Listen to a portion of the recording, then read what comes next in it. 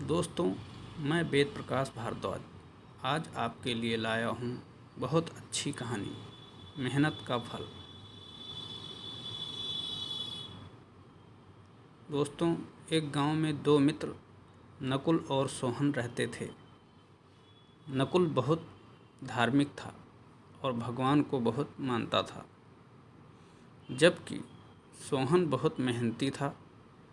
एक बार दोनों ने मिलकर 1 बीघा ज़मीन खरीदी, जिसके वह बहुत फसल उगाकर अपना घर बनाना चाहते थे।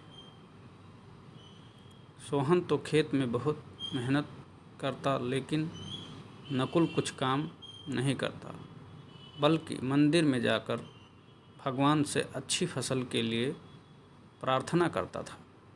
इसी तरह समय बीतता गया। कुछ समय बाद खेत की फसल पककर तैयार हो गई,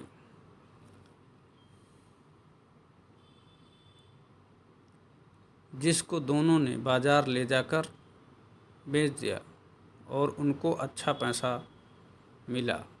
घर आकर सोहन ने नकुल को कहा कि इस धन का ज़्यादा हिस्सा मुझे मिलेगा, क्योंकि मैंने खेत में ज़्यादा मेहनत की है। यह बात सुनकर नकुल बोला, नहीं, धन का तुमसे ज़्यादा हिस्सा मुझे मिलना चाहिए, क्योंकि मैंने भगवान से इसकी प्रार्थना की, तभी हमको अच्छी फसल हुई। भगवान के बिना कुछ संभव नहीं है।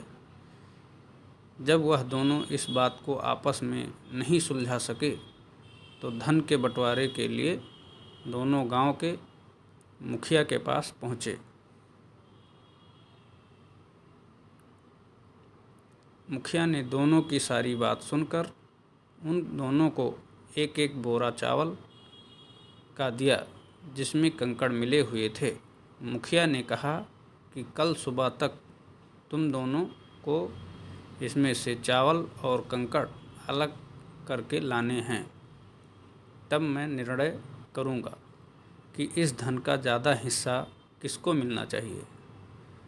दोनों चावल की बोरी लेकर अपने घर चले गए। सोहन ने रात भर जागकर चावल और कंकड़ को अलग किया, लेकिन नकुल चावल की बोरी को लेकर मंदिर में गया और भगवान से चावल में से कंकड़ अलग करने की प्रार्थना की।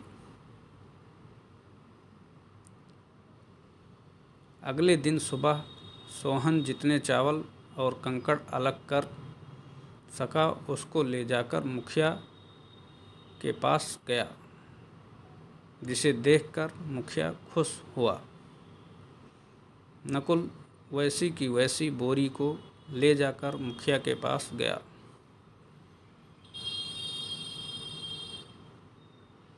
मुखिया ने नकुल को कहा कि दिखाओ, तुमने कितने चावल साफ़ किए हैं।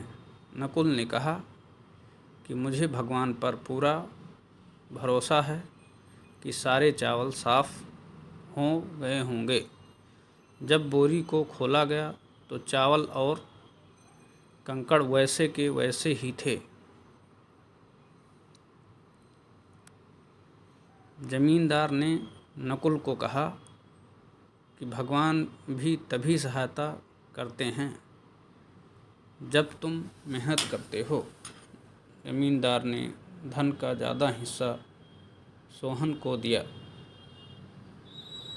इसके बाद नकुल भी सोहन की तरह खेत में मेहनत करने लगा और अब की बार उनकी फसल पहले से भी अच्छी हुई। इस कहानी से हमें यह सीख मिलती है कि हमें कभी भी भगवान के भरोसे नहीं बैठना चाहिए। हमें सफलता प्राप्त करने के लिए मेहनत करनी चाहिए। मेरे दोस्त, चैनल को सब्सक्राइब कर लीजिए ताकि ऐसी कहानियाँ आप तक आती रहें। सुनने वालों को मेरी तरफ से बहुत बहुत धन्यवाद।